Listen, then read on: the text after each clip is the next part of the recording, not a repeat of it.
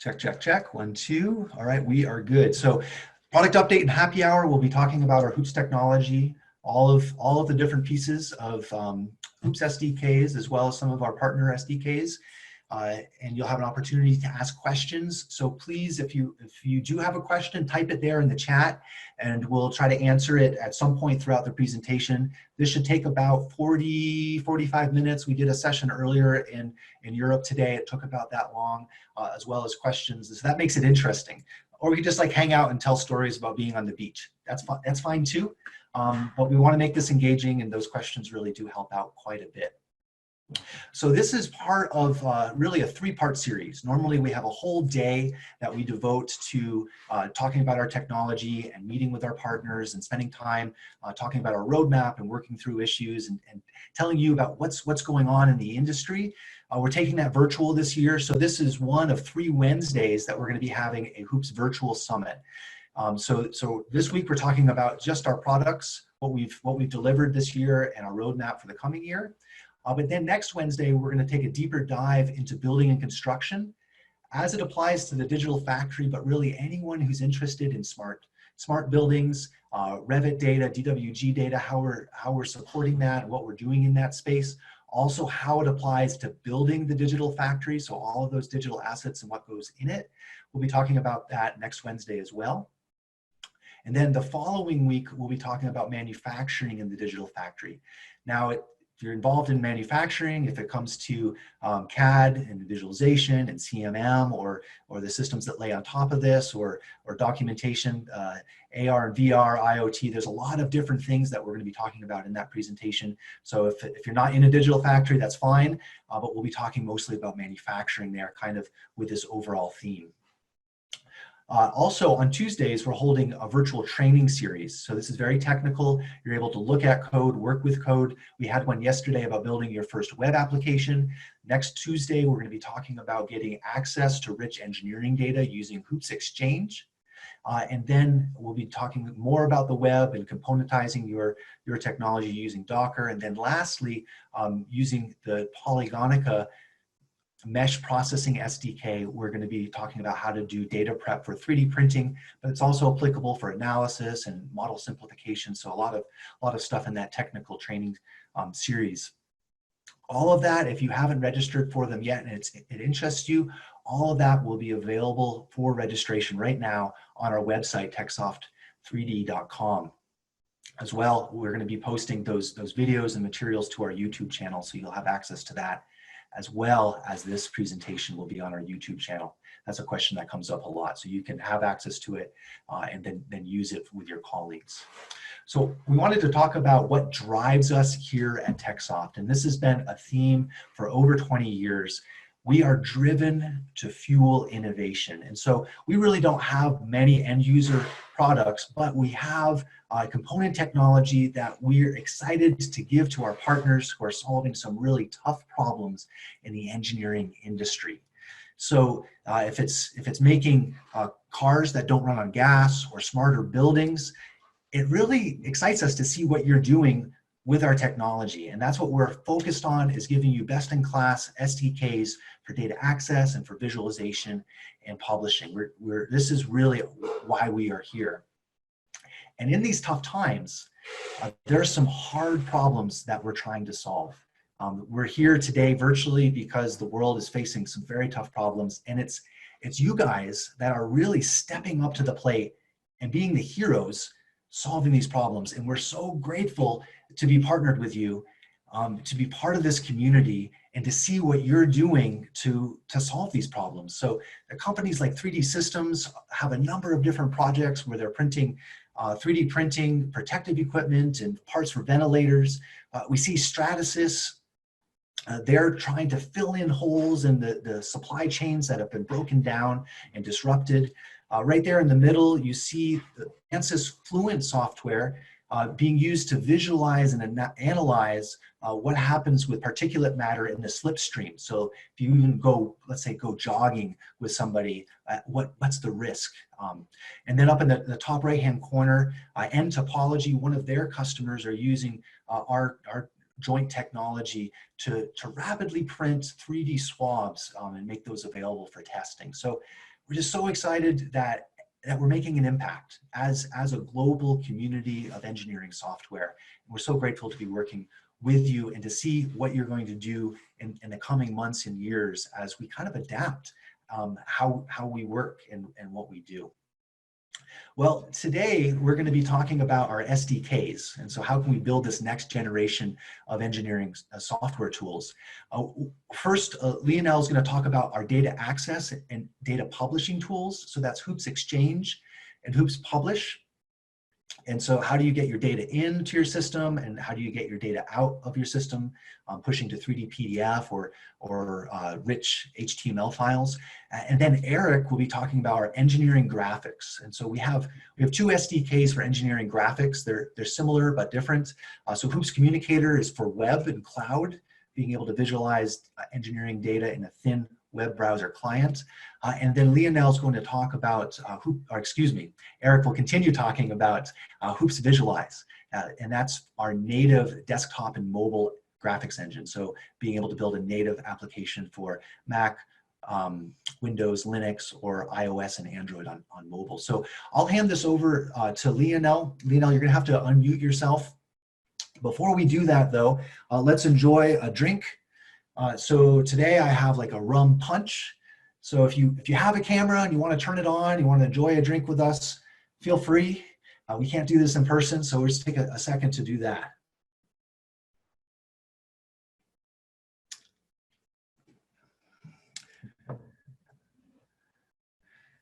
All right, fantastic. Lionel, what's in your glass today and where are you calling in from? So yeah, I'm currently located in Martinique. This is the Diamond Beach, as you may know, and I'm just having some iced tea. I'm reasonable. Thank you, Lionel. So let's talk about data access and data publish, please. So thank you, Jonathan. So yes, I'm Lionel here. I'm very happy to be here and to see so many people attending. So yeah, I will make a quick introduction about the data access and publishing toolkits I'm in charge of. I'll make an introduction of the two solutions first for those who might not be familiar with them, and then I will share a high-level roadmap. So let's start with Hoops Exchange. So Exchange is an engineering data access SDK that delivers access to more other than 30 CAD and BIM formats through a single interface. So it's fundamentally about allowing your application to read this CAD data, like for example, native CATIA V5, NX, Creo, and more, and also exporting data your application is producing out to standard formats such as STEP, GT, and others. So let's see now more in details what we mean by reading CAD data. So our partners are developing many types of different applications for different purposes. It can be a CAD application, CAM, manufacturing as service, CMM, applications leveraging AR/VR capabilities. It can be a digital factory application and many more. So what's key for them is to have an accurate and fast access to all the data needed by these workflows. So Hoops Exchange can read all this data without depending on the original software where they have been created. Another key point is also to enable advanced workflows by providing non-geometric information that will help to automate processes, avoiding recreating data that already exist in the native file. And the third point, the third theme, is that Hoops Exchange must integrate into solutions that are having a modeling kernel, such as Siemens Parasolid, ASYS, OpenCascade, and others. So in that context, there is a strong need around geometry quality so that this application can work with the imported data. So on the next slide, we will have a short video, a demo about these different capabilities. So what you see here is our demo tool, Hoops Demo Viewer. It's built on top of our platform, leveraging Hoops Exchange for data access and Hoops Visualize as a graphic engine. So Exchange supports all the complex CAD concepts. For example, you can access to the structure, you have the hierarchy, access to the components. So you can see, even if it's a little bit small, the structure on the left. And on the right pane, when you select a component like this, you can access to different metadata coming from the native CAD file. For example, here, you can see the material. So all semantic data are supported. and we will see more in the next example. So this model is a fully annotated model with 3D tolerances features. So let's start with the features. What you see here is the feature tree. So Exchange supports the full feature tree, and for some of these particular features like all, threads, pockets, extrudes, Exchange can provide you with a full detailed information that define this feature. So this is really meant to help, for example, CAM software to automatically generate a drawing process. And as I said, this model is also having product manufacturing information. So activating a particular view shows different PMIs. So you can see them here. And when you select a PMI, first you can see the cylinder. So it's a face that is referenced by this PMI. And then on the right-hand side, different semantic data that describe this product manufacturing information.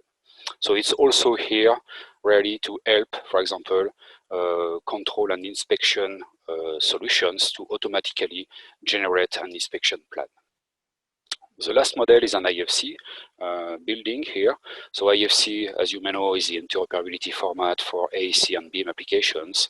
So you can access also to the structure. Here we can see the different levels, floors of the IFC.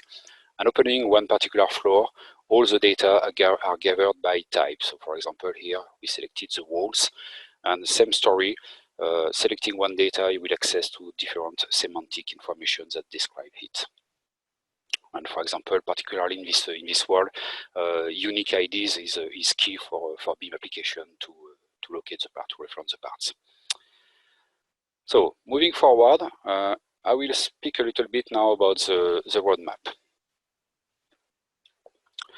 So as a data access toolkit, our first priority is to update in a timely manner all the formats, of course, that are supported. So this first timeline is what has been delivered last year. So 8 formats have been updated, and we have also delivered a new STEP XML reader, which is meant, it's a standard format, mostly meant for interoperability between PDM and CAD systems, and it's well used in aerospace and automotive industries.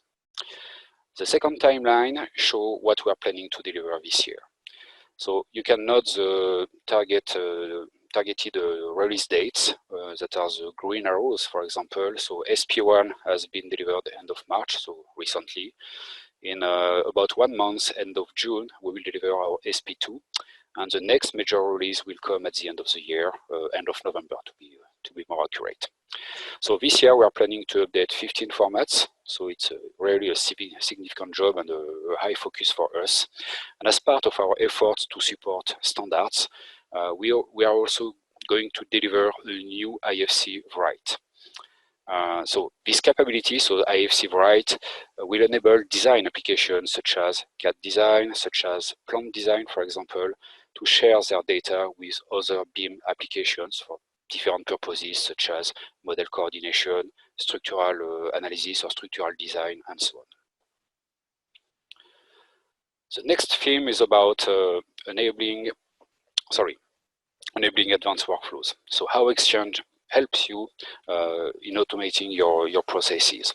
So we have significantly enriched last year the types of semantic data that can be extracted from the CAD files. So starting with the support of new features that help CAM and manufacturing as service application, for example, for automation.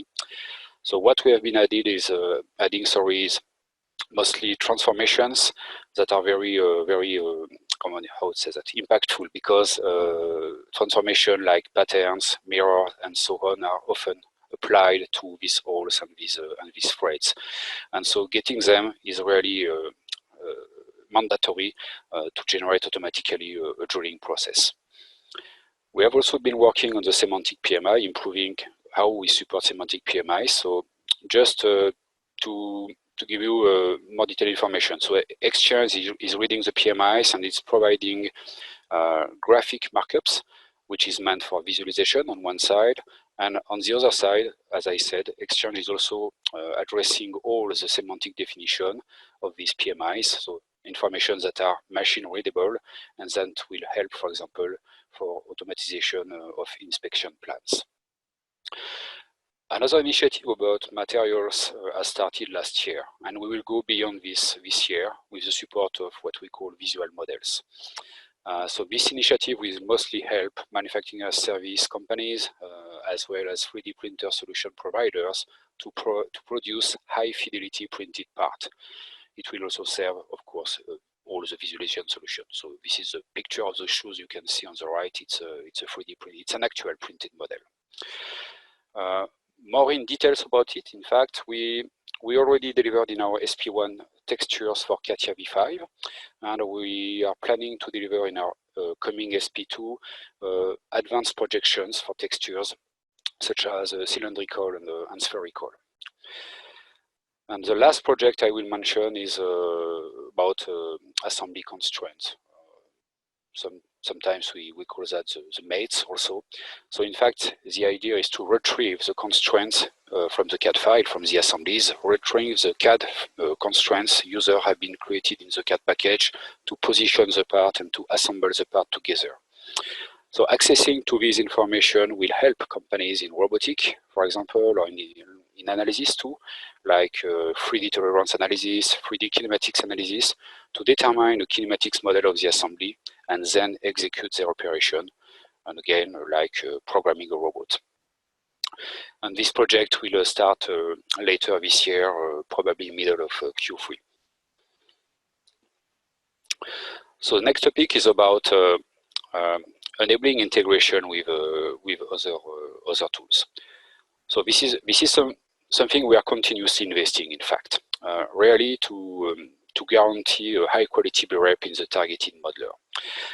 We know that these modelers must be able to reuse the data that they are importing using Exchange. They must continue the design, and for example, of course, they must execute complex Boolean operation.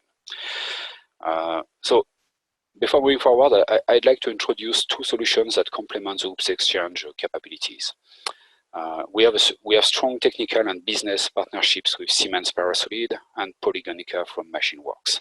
So we resell these solutions, and they are integrated with OOPS product, making it easy for developers to use them together in combination with the OOPS technology.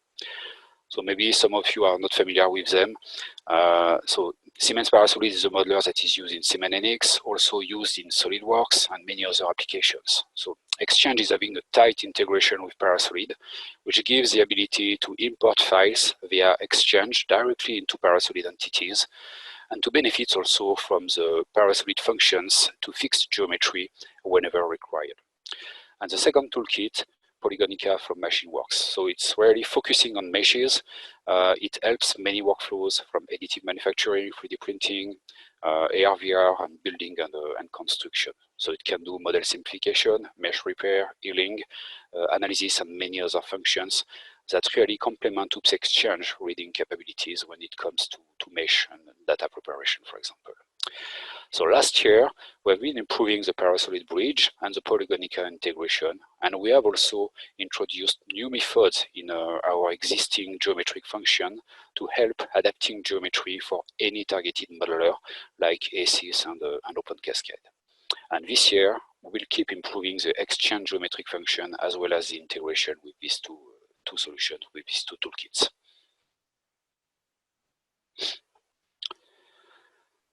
So let's move to the publication toolkit. So Publish is a solution, as you have heard already, that is meant to publish data, various types of data into 3D PDF document, and also to publish to the web. So it's really about aggregating any type of data, including 3D model, of course, and creating documents for viewing, visualization, collaboration purposes, as well as advanced reports, work instructions, and so on. So we will have a quick demo, a quick video to show now what types of document Publish can generate. So this first example is a machining work instruction. So we are here in the free Adobe Reader, and this document is meant for a CNC operator. In fact, it shows the different milling operations with information about the tools to be used. This document contains different types of data, so of course a 3D model, images, static text, and many more. But this document has also what we call interactivity. So this means that there are links between 2D information and the 3D scenes that you can see. So for example, selecting an operation in this list of in this table will show what is the toolpath, what is the remaining stock of material. On the right hand side, you can see description of the tool. So it's a 2D picture plus some information below, what is the diameter of the tool, what is the type, what is the name, what is the length, and so on. So it's very convenient because in a single page, like you can see here, it's possible to aggregate a lot of different information. So it's really enabling an efficient consumption. And last point, we just show the bottom left corner, so it was a short video to highlight what it means. Second example is coming from Siemens Enix, so I thank them for sharing this document with us. So it's an engineering release for manufacturing. So Siemens Enix is having a module called TDP, meant to deliver these types of document and also to create technical data packages. And you can see interactivity here. Below, at the bottom of the document, sorry, you have a widget to activate existing views in the 3D scene. And you have also an interactivity between this part list and the 3D scene. So you can select in both of them and everything will highlight. This is what we see here. All the instances of this component are highlighted. And this other example is coming from a German partner of us, company called Simcon. So I thank them very much also for sharing this document. So their application is named CAD mold, and it's meant for plastic injection analysis. So this report is showing different types of results. You have a list of results on the left, and clicking on these different results, of course, shows you a nice 3D model with this gradient of color. I'm not going to explain these results because I don't know what it means exactly. So CAD mold can generate 3D PDF document, like we see here, and can also generate HTML reports, and this is what you see here in the browser. So this HTML is one page of the previous report corresponding to the previous PDF report. And you can see it's something that can be easily copied, accessed on any device in the browser. And of course, it enables consumption of on mobile devices. So let's move now to the publish roadmap. So last year, we have been focusing on the HTML export to enable this offline consumption. We got a lot of requirements of this, and so we delivered it. And at the same time, we worked also on reducing, I should say, the size of the HTML files. Another project has been to improve document contents and fidelity. So here we just added a new function to embed a video. You just saw that in the previous demo. And maybe more important, regarding document fidelity, we added a function to embed fonts or subset of font in a PDF document and to guarantee the document fidelity wherever this document is consumed, because sometimes on a computer, all the fonts used in the PDF document are not present, are not installed, sorry. And so this is meant to really get exact PDF wherever you consume it. This year, we are focusing on the support of the model-based definition workflows. In fact, we are going to add new capabilities that will help creating compelling technical data packages. So the first function is called navigate to model.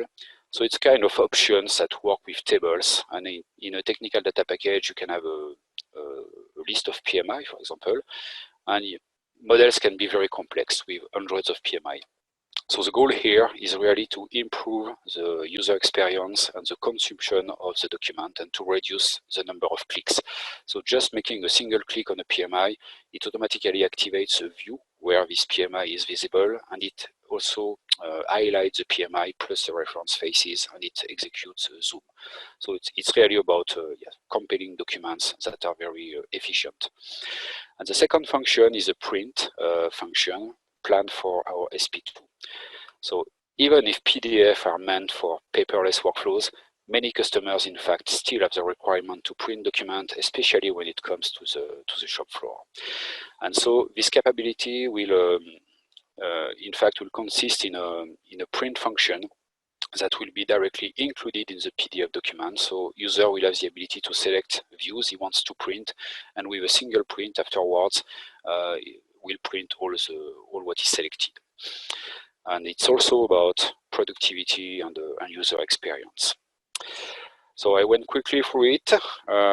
It's done for my part regarding just publish and exchange updates, and I think now we have a couple of minutes for any questions and answers. Yeah, thank you so much, Lionel. Appreciate that. So a few questions have come in. If you have any, please type them in the chat. We'll make sure that they're covered, or we can cover them at the end as well of our presentations. First one, Lionel, how much time is spent in energy and engineering resources between adding new file formats and improving the existing file formats that we currently have? I think it's about file formats, improving and adding new formats is our key focus, as I said. I think it's something about 40% of our engineering time. So of course we have to answer to our partner requirements, and updating the formats, yes, it's at least 40–50%. For example, so we have been adding step XML last year support. This year, we are currently working on adding a new IFC export. And aside this, so you saw all these projects that relate to semantic data support. And I didn't mention that during my presentation, but we have been also working in improving performances for example, different formats such as Revit format, when it comes to read metadata, to have an extensive reading of what comes from the Revit format. So it's really, it's also, on one side, it's maintenance, and on the other side, it's also a lot of R&D to address new entities, new type of data, and new formats. Yeah. Okay, great. And then a few, here's a question. Is Creo View on your roadmap? We have several requests from different partners for Creo View. We haven't made any decision for this year. So it's a potential candidate for next year. All right. So if you want to talk more about a use case, we'll make sure we put you in touch with Lionel to make a case for that. Don't hesitate to reach out directly to me. Yeah. With Publish, can you talk about the ability to animate embedded CAD data?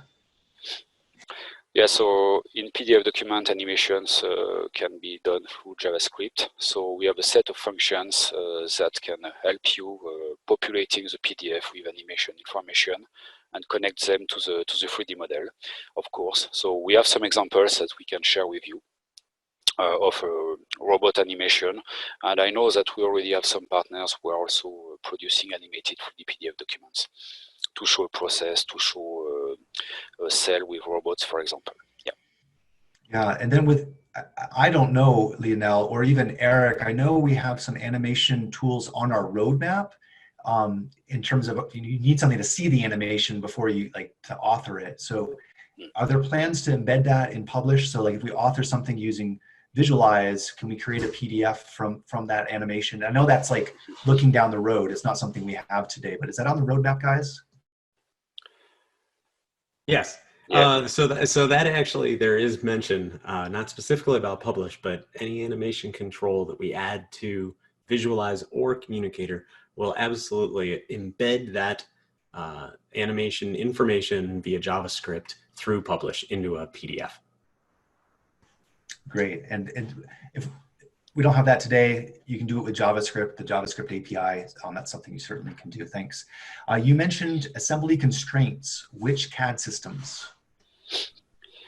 It's a very good question. I'm currently, I'm still working with several of our partners to determine the priorities. We have a bunch of candidates. Some partners are more interested by CATIA V5. Some would like to have Creo as a first format. So it hasn't been decided yet, but I think it might be in between CATIA V5 and probably Creo. So this year it's an R&D project, of course. We will figure out exactly what can be extracted from the native formats, knowing that, of course, what's available may differ from one format to another one. I mean, the mates are always mates. It's plane-to-plane constraint, it's axis-to-axis or cylinder-to-cylinder. But it seems that in some CAD formats, you also, in addition to the mates, you also have actual joints, like a spherical joint or a pivot joint. So in fact, depending on what our partners want to do, we may focus on the mates only, or we may have also to extract these actual joints. And so it's still in kind of a refinement on our side. This project will start later this year. So we should be able to give more visibility, probably, I would say, in September or October. And the goal is, again, to start this project, understand well what can be extracted, and focus on first one format. But of course, we will do similarly to our other projects with semantic.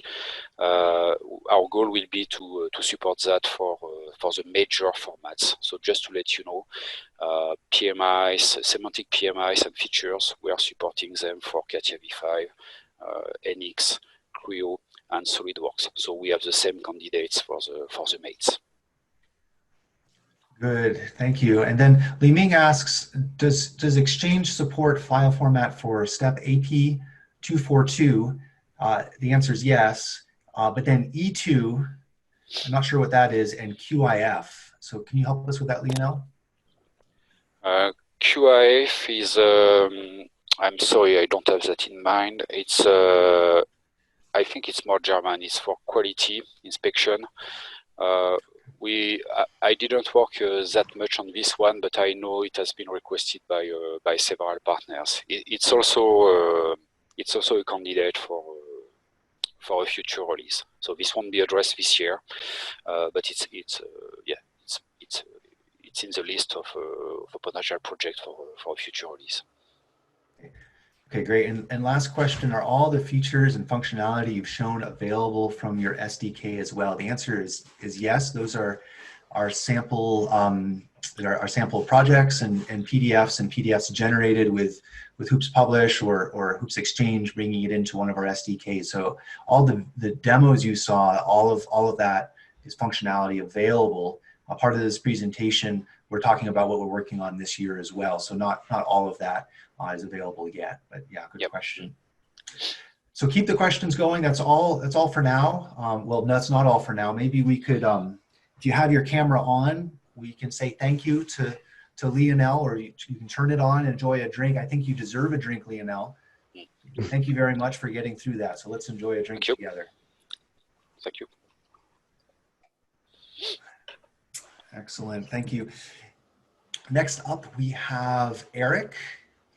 And Eric, tell us where you're calling in from and what's in your glass today.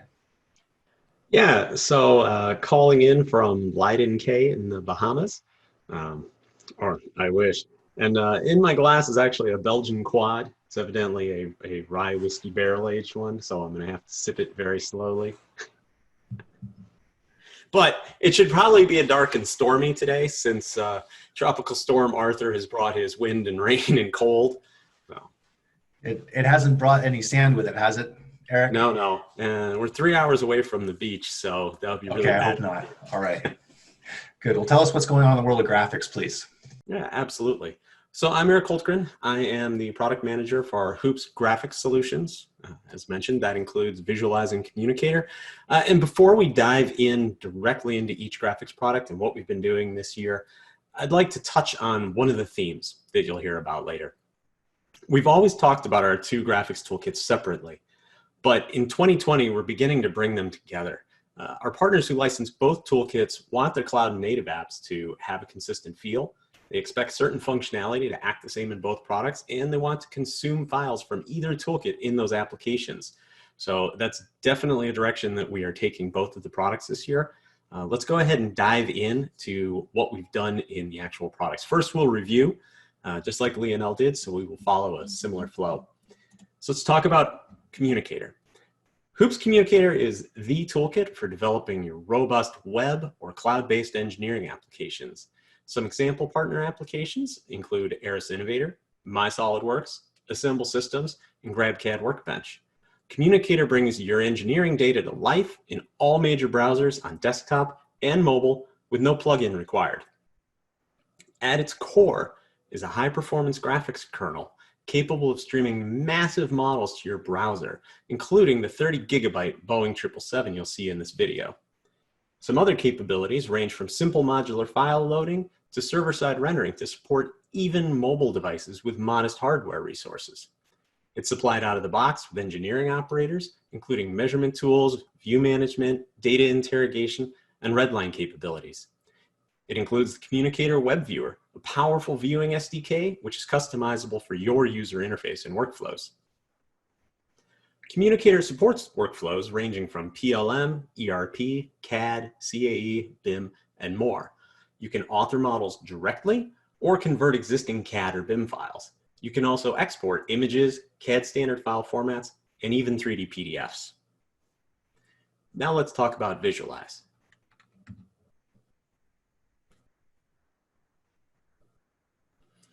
Hoops Visualize enables you to build powerful applications on any native hardware, whether Windows, Linux, and Mac, or Android, iOS, and multiple AR and VR devices.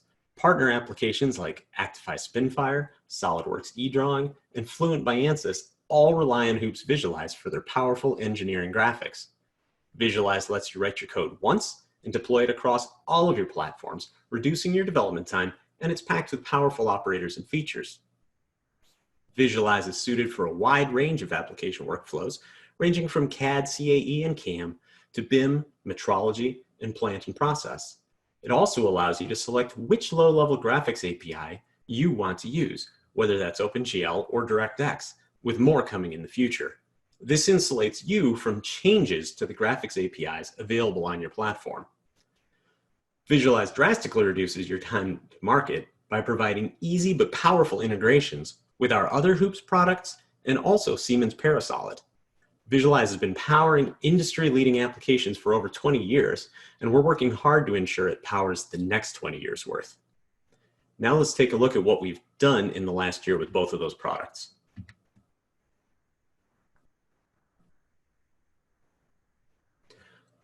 So in the last year, Hoops Communicator has focused on critical areas, including performance, 2D drawing support, and a vastly improved user experience. For performance, we improved our shattered and SCS file loading speed and also improved our streaming performance, especially for large shattered models. We've improved our drawing support as it is so critical to our partners in the BIM space, including adding combined viewing of 2D and 3D geometry. We also completely overhauled our documentation and added new vertical market tutorials to help new partners get up to speed faster and to make it easier for our existing users to find what they need. Finally, we added support for the Mac with Communicator 2020.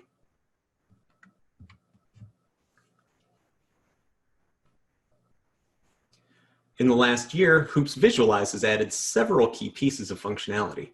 We made large improvements to our text support, including adding support for right-to-left characters and languages. Our navigation cube is now fully customizable for color, text, and font, so you can configure it to match the rest of your application and to support localization. We also made key partner enhancements, including an extensive rewrite of our isolate, show, hide algorithms to better enhance CAD workflows. We added out-of-core point cloud support, enabling Visualize to display and work with enormous sets of points. We also added physically based rendering APIs, offering near photorealistic runtime rendering, and also improved the flexibility of our anti-aliasing. And finally, we started investigating other technologies, which we'll discuss on the next slide.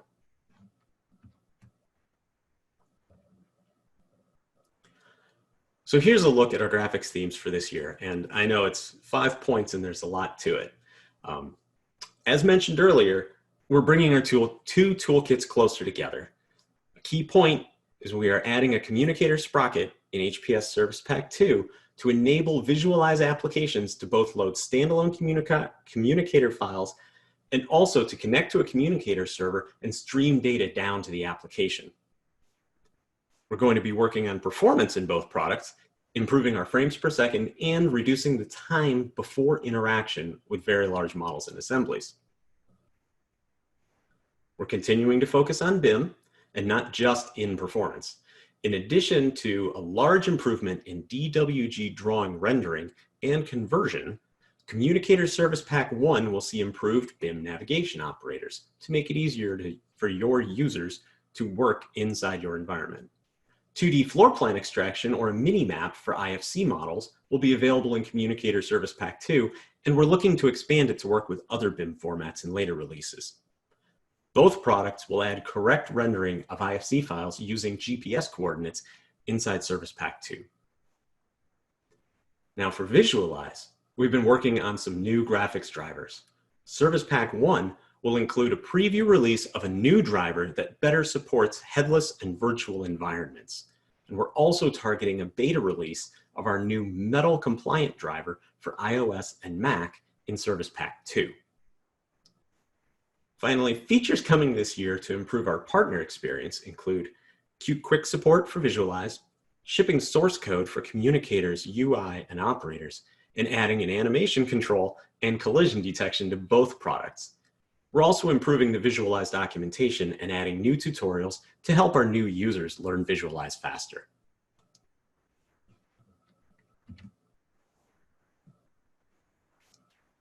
Okay, last slide for the graphics toolkits.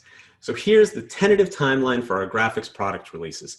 On top are the two Visualize interfaces, 3DF and HPS. For those of you unfamiliar with them, 3DF is the original Hoops Visualize interface. HPS is the more recent one, and it's strongly encouraged for any new application development. Hoops Communicators releases are listed at the bottom. You can see, like previous years, the major releases are scheduled towards the end of the year, with HPS, then Communicator, then 3DF, and 2021. So, thanks. Hey, thanks so much for that, Eric. It's exciting to see what's going on in graphics. So we do have some time for question and answer. And I was just going to invite you for a drink because you were looking thirsty. So let's, before we do some more Q&A, if we could enjoy one last, or maybe not even one last, a drink or two before we go today. Mr. Adam from Bend, Oregon, if you unmute yourself, where are you calling in from today? It looks like you might be working. From the old high desert of Central Oregon. Unfortunately, I can't get the nice beach theme back here, but I got my lay on and I got my pineapple, so I'm feeling it on the inside here. So yeah, my name is Adam Duquette. I'm a developer learning engineer. I primarily focus on the communicator documentation, but I kind of venture everywhere. So that's good to know. So when Eric was talking about documentation being improved in Visualize, guess who's being tasked with that this year? That's Adam and his team. So no, it's a team effort. So we did that last year with Communicator, and it's been very well received. So we're excited to be rolling that out. Even Lionel has devoted a lot of energy to making sure that our documentation is next to none. So we're holding you guys to that. It's so as you adopt the new technology from TechSoft, we're trying to make it easier and easier. So the bar for entry is lower and lower from a technical side. So excited to see that. It's been very well received by people. Li Ming was able to help clarify what step AP242E2 is. So that's addition to, that's coming out. It's just released. And I'm curious, Lionel, if you unmute yourself, are we doing anything different with our step readers to support E2 of the step AP242, which is very model-based design, model-based definition focused with additional bells and whistles beyond the regular step file? Yeah, we are continuously following this, how to say that, this improvement of step format. I know there are a lot of data that are available in step. We have requirements for, starting to see requirements for features also. For AP2, I don't have a direct answer. I have to go back to my team. I would be happy to come back to you. Good. And then some questions for Eric. An animation API in the Visualize tools. Can you confirm that's on the roadmap? Yes, absolutely. So that is scheduled in both of the Graphist products for the major releases at the end of this year. And it is something that there was an earlier version in 3DF. It did not get brought into HPS. It does not exist in Communicator, but that's a definite feature on the roadmap. So just for clarity, both in Visualize and in Communicator, there'll be a animation API. Absolutely. And another example of us trying to bring the same functionality to both products. Great. And then another question about Hoops Communicator. So Hoops Visualize has the support for GLTF and photo with PBR rendering, physical-based rendering, PBR. What's the plan, or is there a plan to do that for Hoops Communicator as well? There's absolutely a plan. It is on the roadmap, though I didn't call it out, and that is scheduled for the end of the year. Awesome. That's good to see. And again, the same way that we did in Visualize, we'll be supporting that, both bringing files in through GLTF, through Exchange, or authoring the materials directly yourself. Okay. How about other efforts to bring Visualize and Communicator closer together? What are we doing there? You know, I don't want to scare anyone, and so I was leery of even discussing it. The one thing that we're not doing is making a fourth API set, which would cover all of them, so nobody needs to freak out. The idea is that with both of these products, and especially with so many of our partners adopting the complete Hoops platform, we do want to provide the same functionality and give that same look and feel. And so as we add new features or functionality to both products, we want to make sure that it behaves and looks the same so that our partners' applications behave and look the same, regardless of which product they're built on. So if we add measurement operators to both, they'll act the same way. Great. A question for Lionel. What file formats do we support for the workflows supporting AR and VR? So we support all the MCAT formats. We support also FBX, for example, and in Exchange we have different tessellation options, different capabilities that help to make a preparation of models, so you can create level of detail, for example. So this is currently where we are, and of course we have this partnership with Polygonica, which means that for those who need more advanced features, of course Polygonica is a very good solution in conjunction with Exchange. Okay, good, thank you. And then one for Eric: View Cube customization in Hoops Communicator. Yeah, we could certainly look at that. I don't believe that is on the roadmap right now. I assume that's directed as similar to what we did in HPS, where we exposed the color, the font, the text, and really provided localization.